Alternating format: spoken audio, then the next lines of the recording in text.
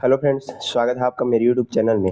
Digital arrest पर निबंध ये आपके सभी एग्जाम्स के लिए काफ़ी इंपॉर्टेंट, काफ़ी ट्रेंडिंग टॉपिक होने वाला है।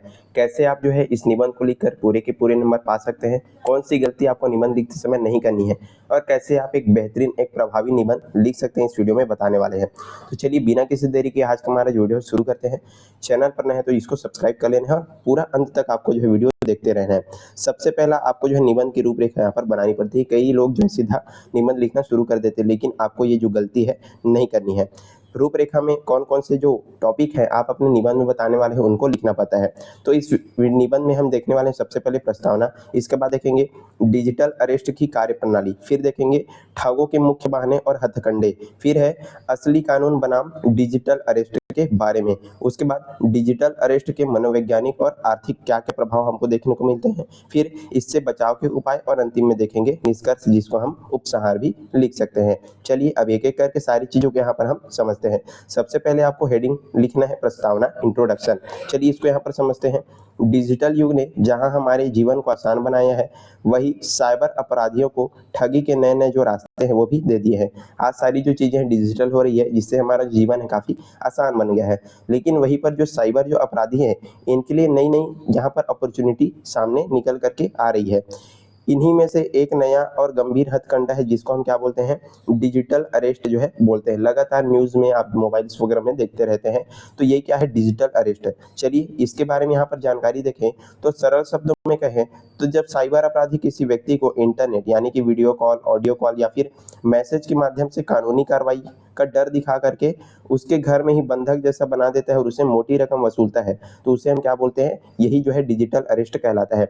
कोई जो ठग है वो आपको कॉल करता है, वीडियो कॉल या फिर ऑडियो कॉल, और आपको जो है काफी डरवाता है कानूनी कार्रवाई के तौर पर कि आपके पास से जो है कुछ चीजें बरामद हुई है या आपने कुछ गलत किया है ऑनलाइन तरीके से, तो उसको जो है डरवाया जाता है और काफी मोटी रकम जो है उससे वसूला जाता है। यही आपका क्या कहलाता है, यही जो है डिजिटल अरेस्ट कहलाता है। यह कोई कानूनी गिरफ्तारी नहीं है, बल्कि एक सुनियोजित साइबर क्या है, धोखाधड़ी है। तो यही इस तरह से आपको अपना जो प्रस्तावना है यहाँ पर तैयार कर देना है। चलिए आप देखते हैं दूसरा पॉइंट आपको अपने निबंध में लिखना है, डिजिटल अरेस्ट की कार्यप्रणाली। मतलब ये जो काम है कैसे करता है, जो ठग है उसके बारे में यहाँ पर आपको लिखना है। तो जो साइबर ठग है इस अपराध को अंजाम देने के लिए बेहद शातिर तरीका अपनाता है, जिसको 3 चरणों में यहाँ पर समझा जा सकता है। चलिए सबसे पहला चरण यहाँ पर लिखना है आपको, इसी तरीके से अपना जो निबंध है वो लिखते जाना है। पहला आप लिखेंगे डरावनी काल। ठग क्या करता है, पीड़ित को कॉल करके दावा करता है कि उनके नाम से कोई संदिग्ध पार्सल आया है जिसमें ड्रग्स, जाली पासपोर्ट या सिम कार्ड जो है पाए गए हैं। तो इस तरह से किसी व्यक्ति को जो है कॉल करके काफी डराता है। तो डरावनी काल में इन सारी चीजों को लिख देना है।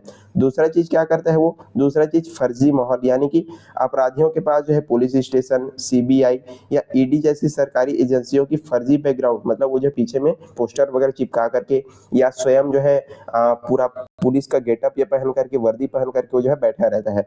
ये पुलिस की वर्दी पहन करके स्काइप या व्हाट्सएप पर वीडियो कॉल करते हैं, जिससे सब कुछ क्या लगता है, असली लगता है। जैसे कि आप सब लोग इसको जो है जानते हैं, ज्यादा इसके बारे में बताने की जरूरत नहीं है।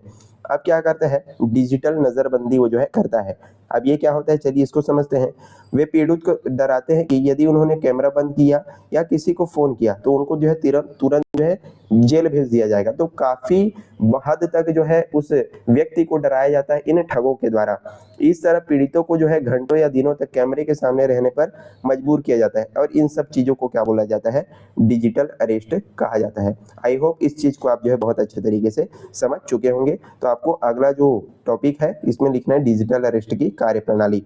चलिए अब आगे यहाँ पर देखते हैं ठगों के मुख्य बहाने और हथकंडे, कैसे वो जो है अपना हथकंडा इस्तेमाल करता है। तो अपराधी पीड़ित को जो है पूरी तरह तोड़ने के लिए 2 मुख्य हथकंडों का यहाँ पर इस्तेमाल करता है।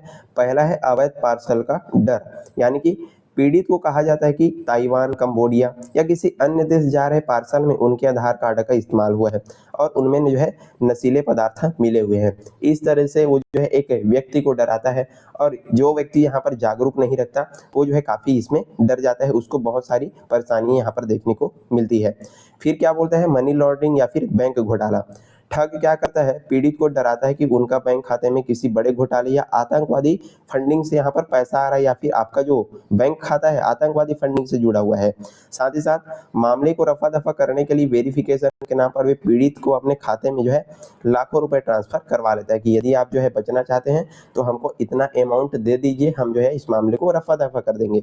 तो कई लोग जो है इससे डर जाते हैं और अपना बहुत सारा पैसा इन जो ठग है उनको दे देते हैं। तो आपको अगले पॉइंट में इन सभी चीजों को लिख देना है, ठगों के मुख्य बहाने और हथकंडे। चलिए आगे बढ़ते हैं। अगला यहाँ पर हेडिंग आपको लिखना है, असली कानून बनाम डिजिटल अरेस्ट, यानी भ्रम और सच्चाई क्या है इसके बारे में यहाँ पर लिखना है। मतलब असली कानून क्या करता है और डिजिटल अरेस्ट क्या होता है इसके बारे में यहाँ पर थोड़ा सा आपको बता देना है अपने निबंध में। तो भारतीय कानून में जो है डिजिटल अरेस्ट का कोई प्रावधान या शब्द ही नहीं है, इसको आपको भी ध्यान रखना है। और जैसे आप इस निबंध के बारे में लिखना है तो आप भी जागरूक इससे हो जाएंगे। भारत में कोई भी जांच एजेंसी जैसे पुलिस, सीबीआई, ईडी या एनसीबी कभी भी व्हाट्सएप या स्काइप वीडियो कॉल किसी को गिरफ्तार नहीं करती। मतलब ऐसा कोई प्रावधान है ही नहीं, और न ही इस तरह से घर में नजरबंद करने को यहाँ पर कहती है। वो आपको घंटों तक वीडियो कॉल या फिर इस तरह से डरावनी जो बातें हैं नहीं करती। असली पुलिस क्या करती है, जांच के लिए बकायदा समन यानी नोटिस भेजती है और सीधे घर आती है। कोई भी असली पुलिस होगा, यदि आपने जो है गलती किया है तो आपको नोटिस भेजेगी या फिर आपके घर आएगी।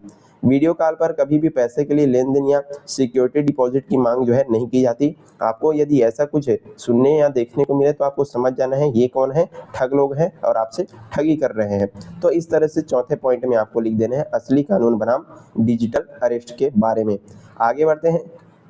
अगला यहाँ पर पॉइंट आपको लिखना है, डिजिटल अरेस्ट के मनोवैज्ञानिक और आर्थिक प्रभाव। कोई भी पीड़ित व्यक्ति को क्या क्या यहाँ पर प्रभाव या क्या उसको चीजों का सामना करना पड़ता है इसके बारे में यहाँ पर थोड़ा सा लिख देते हैं। तो ये जो अपराध है केवल आर्थिक नुकसान नहीं पहुंचता बल्कि पीड़ित को जो मानसिक रूप से भी तोड़ देता है। अचानक से यदि आपको फोन लगा करके बोले या कोई व्यक्ति है जो कि नहीं जानता इन सभी चीजों के बारे में, तो जो है काफी मानसिक रूप से मुझे परेशान भी हो सकता है, और आर्थिक रूप से तो उसको जो है ठग बहुत सारा पैसा ले ही लेते हैं। लोग बदनामी और जेल जाने के डर से इतना घबरा जाते हैं कि अपने जीवन भर की जो कमाई है वो अपराधियों के हवाले कर देते, ताकि हमको जो है ये जो बदनामी है उससे बचना पड़े या फिर जेल न जाना पड़े, और मामले को जो है रफा दफा करने के लिए इन ठगों के जो बातें हैं उसमें आ जाते हैं। कई मामलों में अत्यधिक मानसिक तनाव के कारण पीड़ित को गंभीर आघात या दिल का दौरा पड़ने जैसी घटनाएं भी यहाँ पर हो सकती है। तो इतना डर जाता है कि व्यक्ति जो है काफी सारी उसको जो है मुश्किलों का सामना है करना पड़ता है। तो ये है डिजिटल अरेस्ट के मनोवैज्ञानिक और आर्थिक प्रभाव के बारे में। चलिए अब सबसे इम्पोर्टेंट चीज, डिजिटल अरेस्ट से बचाव के उपाय को आपको अपने निबंध में शामिल करना है। तो इसको इस पॉइंट में आपको क्या क्या लिखना है इसके बारे में बात करते हैं। तो इस फ्रॉड से बचने का एकमात्र और अचूक उपाय है जागरूकता। जितना ज्यादा आप जागरूक रहेंगे इसके बारे में, आप इससे बच सकते हैं। तो जैसे ही आपको क्या करना है, सबसे पहले किसी ऐसे व्यक्ति या ठग का कॉल आता है, आपको क्या करना है, कॉल को जो है तुरंत काट देना है। यदि कोई आपको जो है वीडियो कॉल पर जो है अरेस्ट की धमकी दे तो तुरंत आपको जो है कॉल को काट देना, उससे बातचीत कुछ भी नहीं करना। दूसरा चीज आपको क्या करना है, सरकारी हेल्पलाइन का उपयोग करना है। ऐसी किसी भी घटना की रिपोर्ट तुरंत जो है राष्ट्रीय साइबर अपराध हेल्पलाइन नंबर यहाँ पर देख सकते हैं 1930 पर, या फिर उनका जो यहाँ पर वेबसाइट दिया गया है, यहाँ पर आप जो शिकायत दर्ज करवा सकते हैं कि मेरे पास जो है ऐसा ऐसा कॉल आया था ऐसा करके। ठीक। अगला चीज, सत्यापन करें। घबराने के बजाय आप जो है अपना जो स्थानीय पुलिस स्टेशन है वहां पर जाएं या किसी समझदार जो दोस्त है या रिश्तेदार से यहाँ पर बात को साझा करें। तो उसके बाद जो है आपको यहाँ पर रास्ता मिल जाएगा कि आपको क्या करना है। आपको जो है घबराने या किसी भी तरीके से हड़बड़ाने की यहाँ पर जरूरत नहीं है। तो ये सारी चीजें करके आप जो है डिजिटल अरेस्ट से बचाव कर सकते हैं। चलिए अब अंतिम में लिखते हैं निष्कर्ष। डिजिटल अरेस्ट जो है कानून की ताकत नहीं बल्कि साइबर अपराधियों की चालाकी और लाचारी का फायदा उठाने का क्या है, जरिया है। ये जो है सामान्य भोले भाले जो व्यक्ति हैं इनका फायदा उठाते हैं और काफी मोटी रकम उनसे वसूल लेते हैं।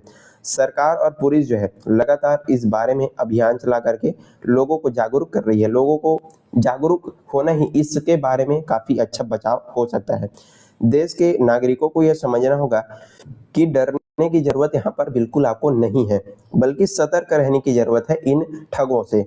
सजग रहें, सुरक्षित रहें के मंत्र को अपनाकर ही हम डिजिटल अरेस्ट जैसी आधुनिक ठगी को नाकाम हम यहाँ पर कर सकते हैं। इस तरीके से निष्कर्ष में इन सभी चीज़ों को आपको लिख देना है। और यहीं पर आज का हमारा जो वीडियो है समाप्त होता है। हमने काफ़ी बेहतरीन तरीके से डिजिटल अरेस्ट पर एक प्रभावी एक बेहतरीन निबंध कैसे लिखना है इसके बारे में आपको बता दिया। आई होप आपको सारी चीज़ें अच्छे से समझ में आ गई होगी। वीडियो पसंद आए तो लाइक करना है, ज़्यादा से ज़्यादा शेयर करना है और चैनल पर नए हैं तो जरूर आपको सब्सक्राइब कर देना है और कमेंट में बताना है कि अगला नेक्स्ट टॉपिक आपका निबंध का कौन सा आपका होने वाला है। तो चलिए आज के लिए बस इतना ही। पढ़ते रहिएगा। धन्यवाद।